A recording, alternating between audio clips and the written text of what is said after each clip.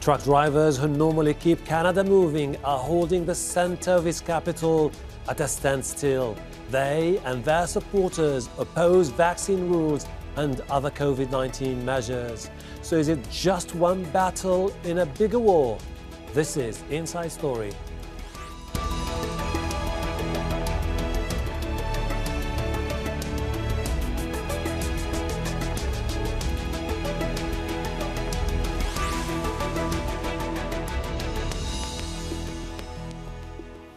Hello, welcome to the program. I'm Hashem Ahelbarra. Canada has lost control of part of its capital, according to Ottawa's mayor, who's declared a state of emergency. Hundreds of truck drivers are effectively blockading the area near Parliament in protest against COVID-19 rules. Prime Minister Justin Trudeau has strongly urged the truckers to end their blockade and has promised to provide support to city officials. We have a lot to cover with our guest. First, this update from Priyanka Gupta. Canada's seat of power, Ottawa, occupied by truckers and their supporters for more than a week now. Protesters call it a freedom convoy. The police say it's a siege on the capital. In the depths of winter, truckers from across Canada are off-road, adamant that COVID-19 vaccine mandates for cross-border drivers must end, or the Prime Minister should resign. On Monday, Justin Trudeau accused them of trying to derail democracy. It has to stop. The people of Ottawa don't deserve to be harassed in their own neighbourhoods. They don't deserve to be confronted with the inherent violence of a swastika flying on a street corner, or a Confederate flag, or the insults and jeers just because they're wearing a mask. The police are turning off supplies of fuel and funds to put a brake on the protests. A court has also put an injunction on the loud sound of horns disrupting daily life. We went after the funding. Our efforts, combined with the city's efforts, eliminated the GoFundMe. $10 million are no longer accessible to the demonstrators. But the battle is far from won. The truckers are showing no signs of leaving. I would die on these streets for my kids and my grandkids to have freedom here. 100%. There's no doubt. We saw people on the side of the street with their signs at 10 o'clock at night, 40 below in the weather, standing there with their signs and telling us that we're their only hope. A bunch of truckers with their hockey sticks and flags. Come on. How did we get here? Hundreds of kilometers away from Ottawa, at the main crossing between the US and Canada, there's heavy traffic as supporters pour in from south of the border. Prominent Republicans, including former President Donald Trump, Tesla founder Elon Musk, and far-right and anti-vaccine groups have shown their support for the truckers. But in Canada, most people are vaccinated, including many of the protesters. Why? And it's not because Canadians love getting needles. It's because Canadians trust science. Canadians trust each other. But these demonstrations show trust in the government and its rules may be waning for some. Priyanka Gupta for Inside Story.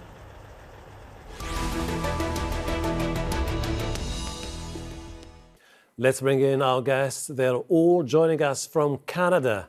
In Brampton, Ontario, Manan Gupta, editor of Road Today magazine, focusing on Canada's South Asian trucking community. In Ottawa, David Anber is lawyer and individual rights and freedom of speech advocate. In Toronto, Kerry Bowman, bioethicist and assistant professor at the Department of Family and Community Medicine, University of Toronto. Welcome to the program. Manan, how should we describe the so-called freedom convoy movement? Is it cross-border truckers who want to see the vaccine mandate lifted, or there's more to it? Well, definitely from the visuals, what we are seeing in the last few days, there is so many other elements. People want to get rid of restrictions, not only the cross-border vaccine mandate, but also some of the restrictions which have been taken away due to this pandemic. So yeah, there are a lot of different angles, political angles, as well as people aspiring to get out of this COVID fatigue. David, are they a fringe minority as Prime Minister Justin Trudeau described them? Are they a fringe minority? Was that the question? Mm-hmm. As they were described by Prime Minister Justin Trudeau. I don't think I've ever heard a Prime Minister get something so wrong. This protest has involved Canadians of all walks of life, races, religions, political views, that the government is overstepping their bounds. And large numbers of Canadians in so many different cities, including Ottawa, have been coming out speaking in favor of the Freedom Convoy. Kerry, do you see this movement building momentum in the near future? Because it seems to be now pushing for more of a broader approach when it comes to dealing with the pandemic itself. They're saying that we need to see most of the public health restrictions lifted, and now. Yeah, you know, there's many Canadians throughout the country that really, really want to move forward in terms of winding down public health interventions. The problem is that this movement has really polarized a lot of people. So it's absolutely in a democratic society legitimate for people to speak out. And again, you know, there's sort of demonstrations around the country, but the concentrated movement in Ottawa was originally at least associated with very strong and radical views that I would argue has alienated a lot of Canadians. So I think many Canadians are trying to figure out who really do want to move forward and really think that it's time to rethink all of the mandates that we have, whether this represents them. But the situation in Ottawa, I want to be very clear, most Canadians see it as something much, much worse, a kind of an occupation. There's incredible noise, there's diesel pollution. It's had a huge economic impact. The city is feeling paralyzed, and a lot of people do not feel it really meets a legitimate standard. And it does alienate a lot of people that are actually supportive of the movement. So it's a bit ambiguous at this point. Mm-hmm. Let me just say briefly, and I'll move on. I'm in downtown Toronto, and on the weekend, there was demonstrations here, and I went down just to get a feel for it. Nobody, most people were simply saying we want to move on as a society. Mm-hmm. I didn't see any really extreme views. So it's quite ambiguous, and that's its challenge. Okay. Manan, why do you think this is starting to polarize the nation? Because when you listen to what the truckers are saying is basically we have had enough of the quarantines with the delays. Some of us are dealing with transportations of perishable products, and there needs to be a solution by the government. We don't see it happening. But on the other side of the political spectrum, you have people saying that these people are hijacking democracy in Canada. Yeah, and there are reasons for that, because we look at the data. As per latest data available from Health Canada, more than 82% of Canadians, eligible Canadians, have been fully vaccinated. So it's a very, vocal minority which is creating this, situation. Definitely within the trucking community also, as we look at the numbers from Canadian Trucking Alliance, which is the umbrella body of all the provincial trucking associations, as per their numbers, more than 90% of trucking community itself has also been vaccinated. So when I look at the larger numbers, when we look at the flow of our supply chain sector, definitely the silent majority, I must say, they are still working, they are cooperating, and they have been doing so even prior, at the prior onset of pandemic.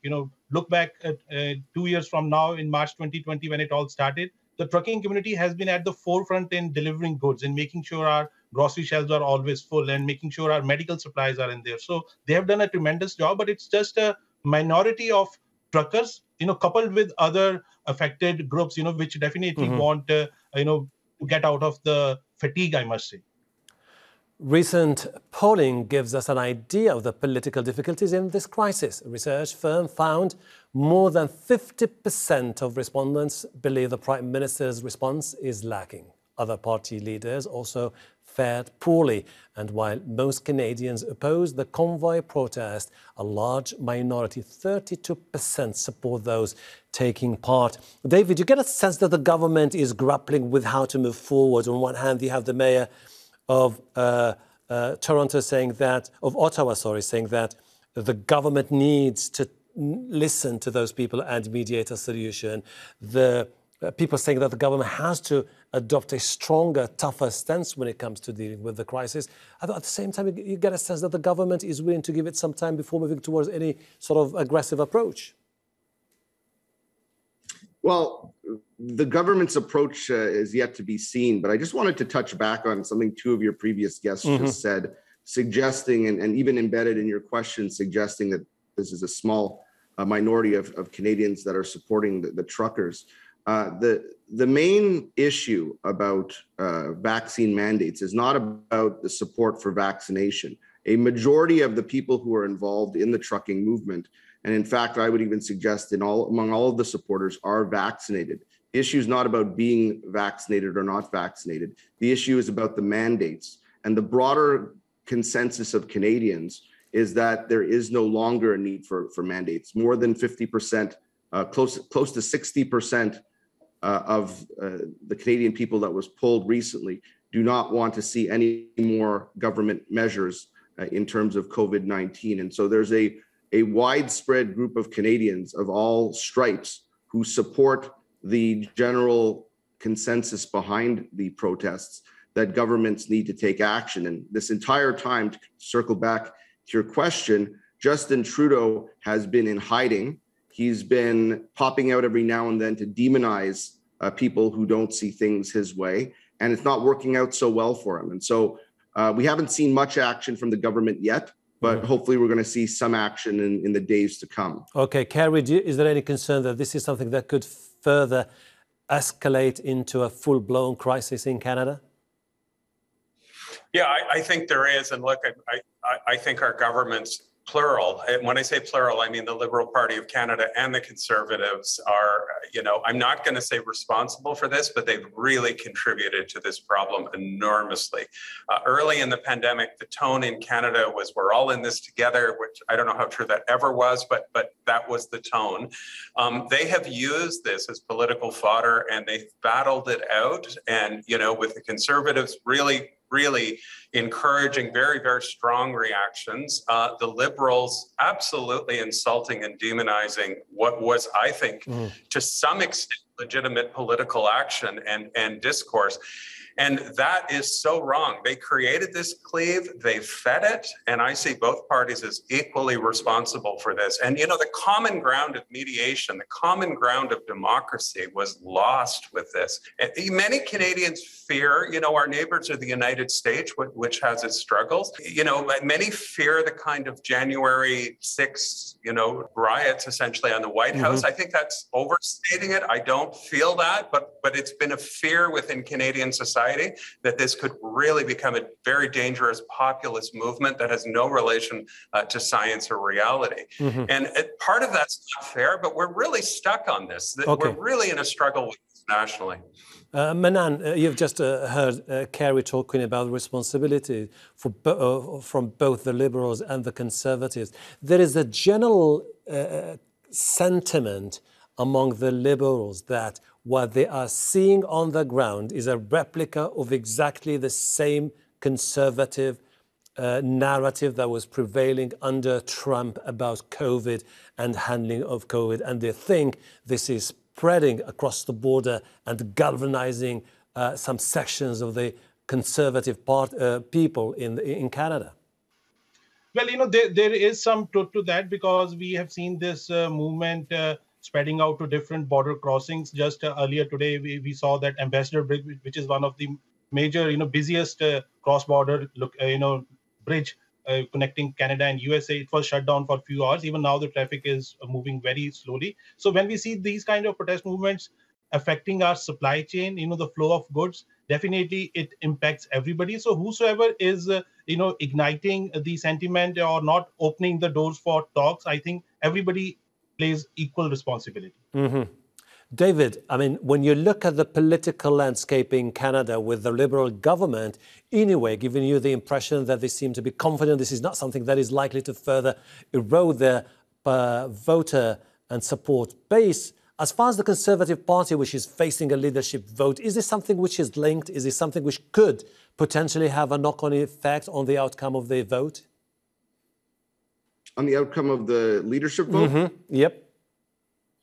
Well, I think one of the problems has been for the last 24 months or 23 months, the Conservative Party, who's been sitting in opposition to the Liberals, has not been much of an opposition as it's pertained to COVID response and COVID measures.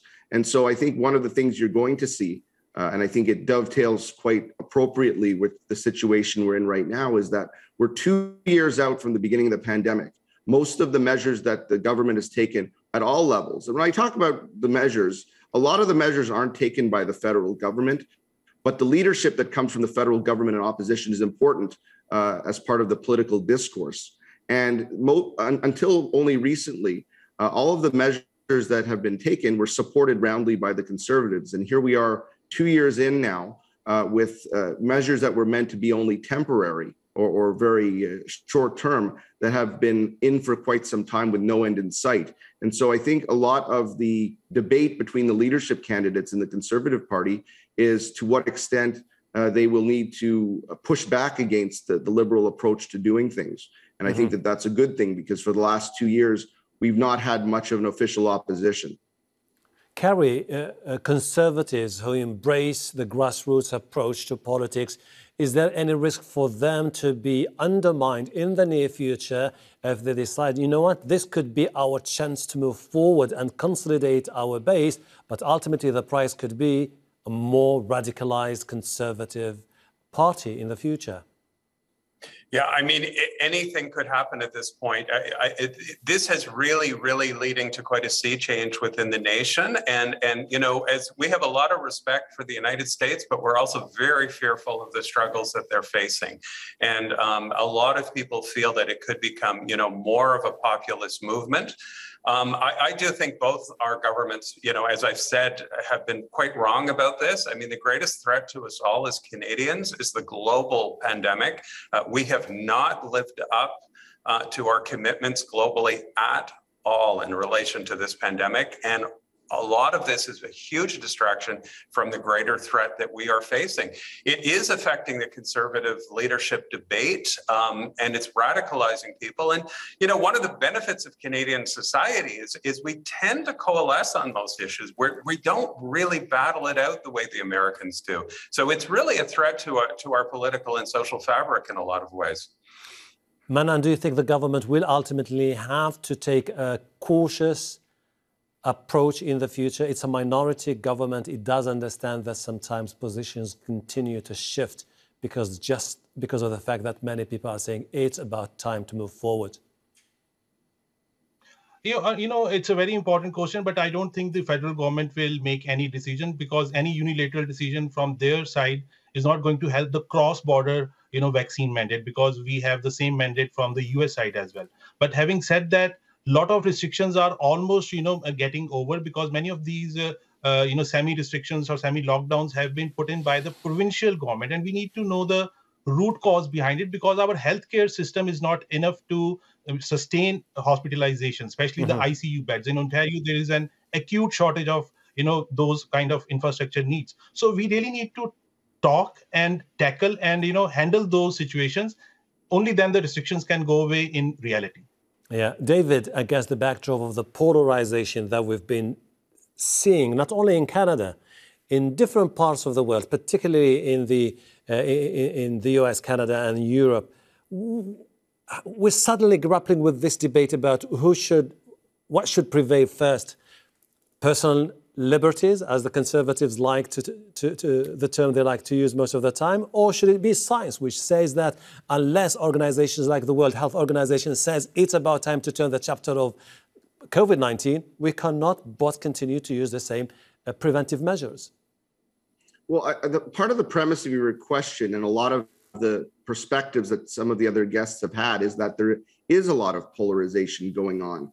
In Canada, we're close to 90% fully vaccinated across the board in all states, in all provinces. We're doing much better than the United States, is what I was going to say. And we have most Canadians who are of a like-minded view, most Canadians who have participated in the measures, who have worn masks, who have listened to lockdowns, shut down their businesses, suffered greatly. So when we talk about polarization, yeah, that's one way of looking at it.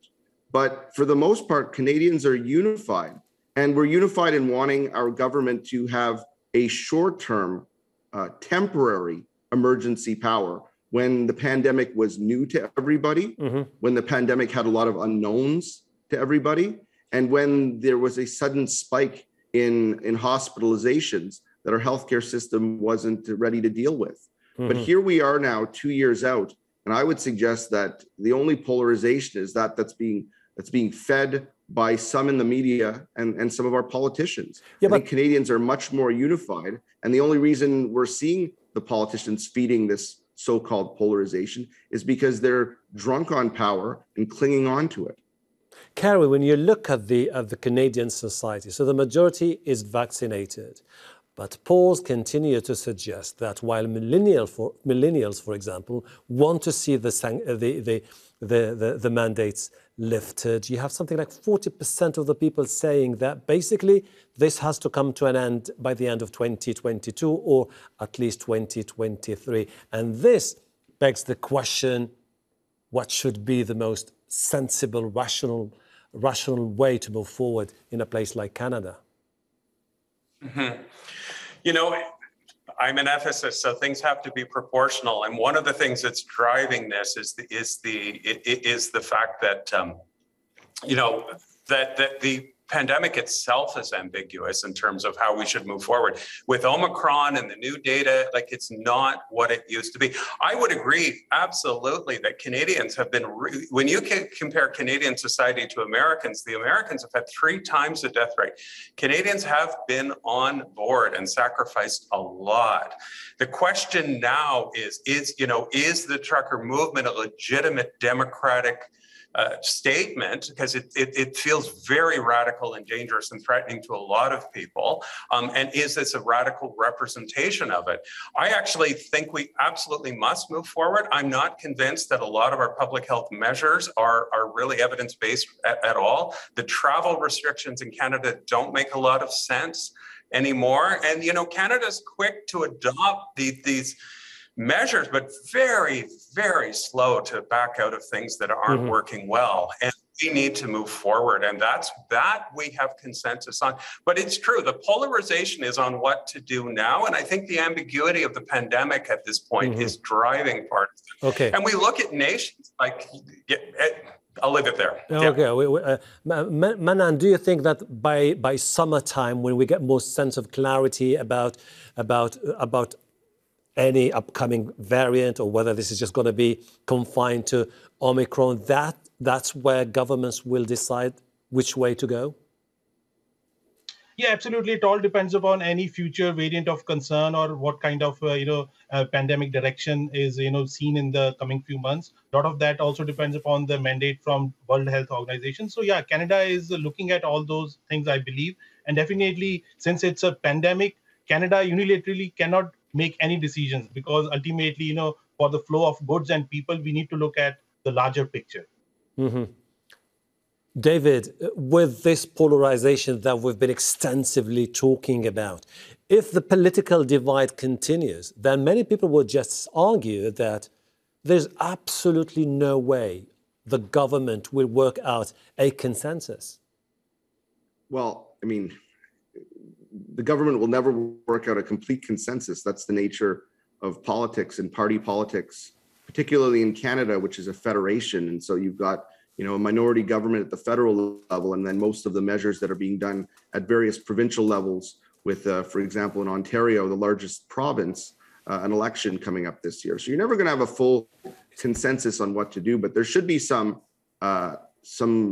general values that all Canadians share. I mean, to a certain extent, we've all agreed to some degree of exceptional measures being taken in the face of the pandemic in the early goings.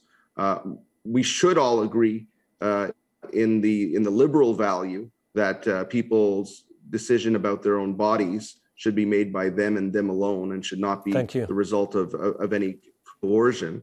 So, I mean, to a certain degree, Justin Trudeau and Doug Ford in Ontario and Legault in Quebec, they're going to act based on the polls. And I mean, that's just a natural part of party politics. Mm-hmm. David, Anber, Kerry, Bowman, and Manan, Gupta, I really appreciate your insight. Thank you very much indeed.